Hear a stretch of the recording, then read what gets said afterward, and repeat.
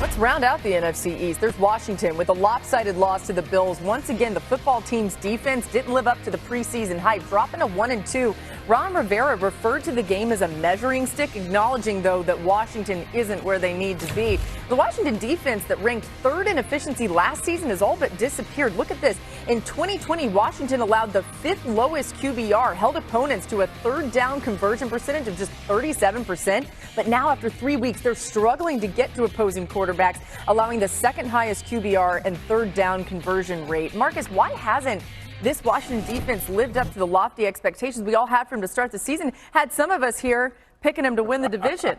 Yeah, let's talk about some D-line play. I'm going to say 2 words, selfish and undisciplined. This is what the Washington football team defensive line is. And when I talk about being a basketball team, this is what I'm saying. You cover for the guy when he loses his guy. This is Chase Young. Chase Young is so sack hungry right now that he's losing rushes behind the quarterback. This is good interior pressure by Deron Payne. If Chase Young retraces, this is a sack on Josh Allen. Instead, Chase Young wants to get to Josh Allen so bad, the undisciplined comes in. He gives him a lane. Moss has time to release and get a free way to the end zone. Now, this is one of the examples of being greedy. You look at Chase Young and Montez Sweat, 2 really good defensive linemen, but you look at this pressure up the center of the pocket, but look at my 2 defensive ends who are the stars on my defensive line. Looking at the back of Josh Allen's head, Josh Allen escapes up.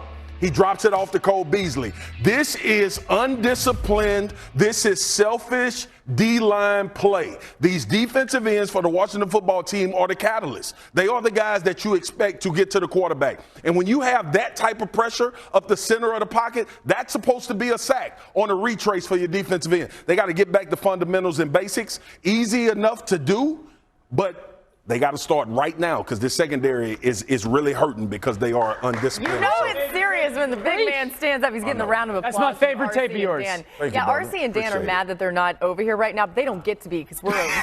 We're going to send you to your stat pad. What do we need to know about this Washington defense? Okay, so I'm trying to wean y'all, the network, everyone off of like passing yards when we're evaluating defensive play because you got to count for garbage time and situation.